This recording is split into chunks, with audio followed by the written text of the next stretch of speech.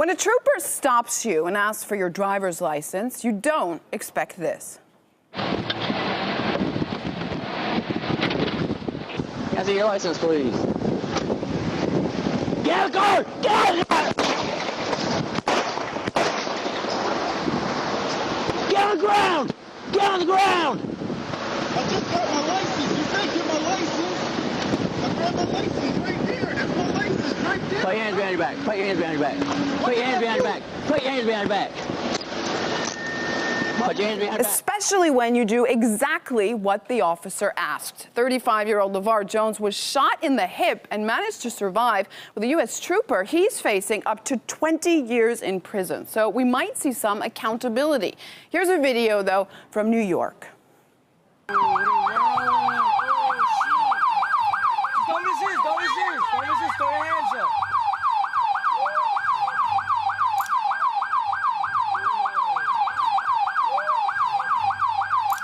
That woman was pregnant, visibly pregnant, but something tells me these NYPD officers might not have to answer for their offense caught on camera.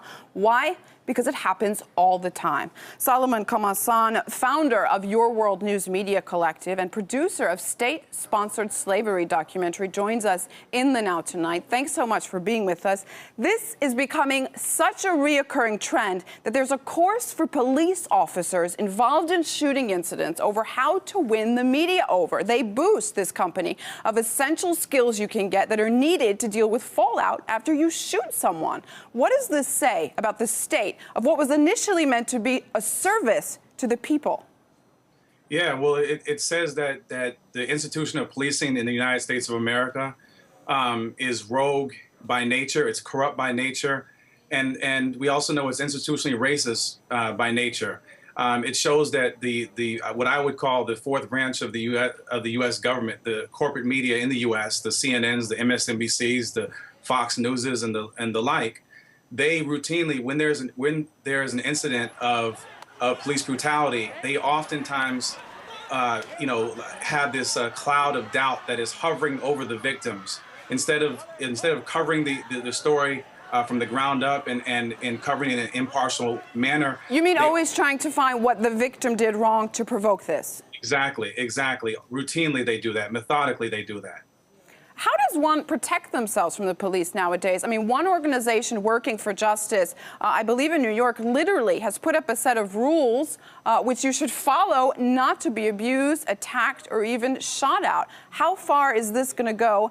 And do people need to start learning how to protect themselves from the police? Yeah, at the very least, I mean, that's what folks have to do. I mean, as an activist in the Washington, D.C. metropolitan area, that's what I've been doing with young people, trying to educate them, making sure that they know the Bill of Rights, the first 10 amendments, that they know exactly how to conduct themselves when they're stopped, because you don't have to be doing anything wrong to be stopped by the police. Just, minding your own business. I mean, it's happened to me on countless occasions.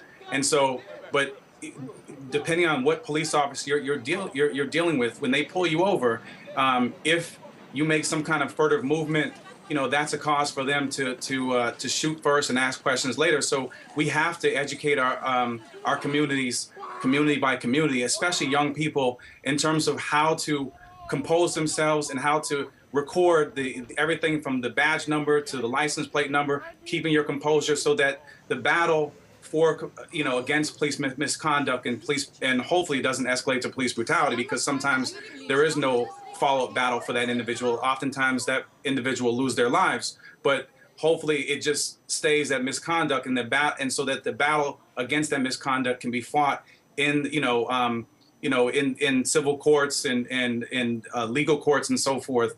And so it's really important at the very least for communities and individuals to arm themselves with the know-how, the information in terms of how to combat the police non-violently when you're approached, because it's something that honestly they have the guns. I mean, we have to find ways in which we can avert any more of these tragedies that continue to go on. And I wanted to add one thing: the root of the police in the United States of America starts with slave patrols. The first police in the United States of America were nothing other than slave patrols. They were protecting the property, the so-called property of plantation owners, slave owners. And so when a slave, an African slave, absconded, that slave patrol, those police, the original police, their job was to go out and to recapture those enslaved Africans, recapture them, bring them back to their plantations, and Solomon, I'm going to have to Yes. stop you there because we do have a guest that we want to join on the line whose son was actually a victim of police brutality. Thank you so much, though, for joining us, and the now founder of Your World News Media Collective and producer of State-Sponsored Slavery. Do check out his documentary film. Thank you. No problem. Well, like Solomon was saying, sometimes such standoffs with the police do end in tragedy. I want to bring in the now tonight Hawa Ba. It's been exactly 2 years since her 28-year-old son, Mohammed, was shot to death by police officers. Tell us, please, your story. How did your son end up dead? Yes, my story, good afternoon for everybody first. I'm so happy to be with you people who curious what's happening in New York here city, special for the NYD police. I came here celebrating my son's birthday. Arrived here, meet my son sick. And when I meet my son sick, I call one of my friends who is a teacher, ask him, tell him that my son's sick, he's not feeling well. He asked me how I feel. I say, he talking, it's not street, and he just in his house.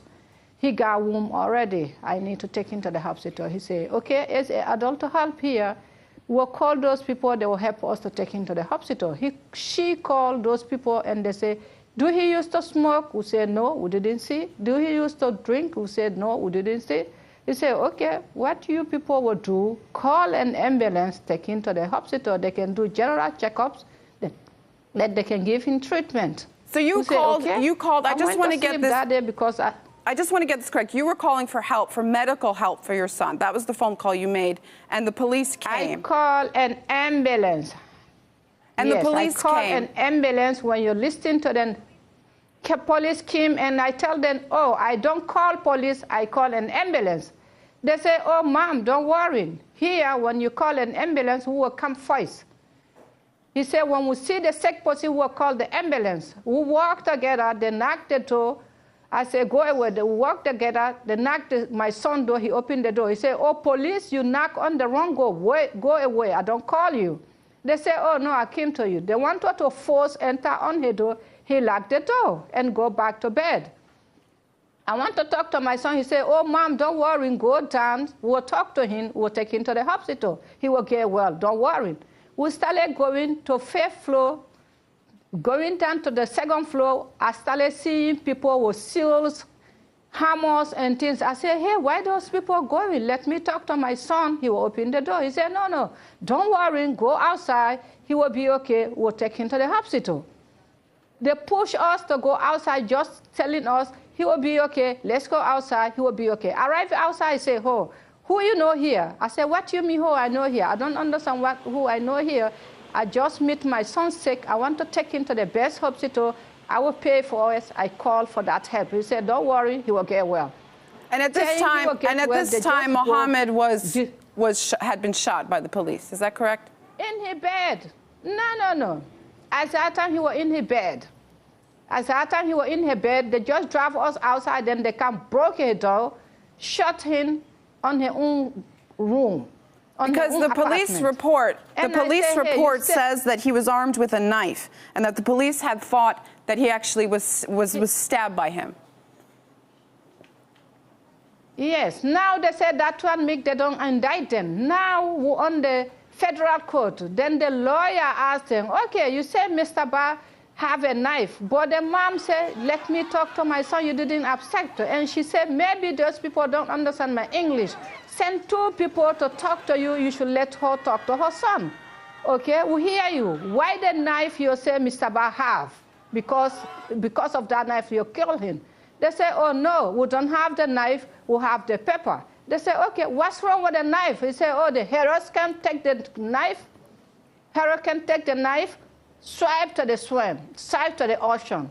The people say, no, the lawyer say, we got to go further of that. You cannot say the only evidence. You got to say you killed a sick person who is in his own apartment, students who live for his parents and things because he have the knife. You don't have the knife, we need justice for Mohammed Ba. Not just for Mohammed Ba alone, for the future children who are growing up here, for the future generation who are growing up here. All right, as Hawa a Ba, mother of Ahmad Jallo, Sombel. I'm going to have to stop Yes. you there. Such a terrible story, really. I do hope you do find justice for your son, if that can be said after he's dead. Of course, the 2-year anniversary of Mohammed Ba being shot by NYPD officers 2 years ago today. Thank you so much for joining us in the Now.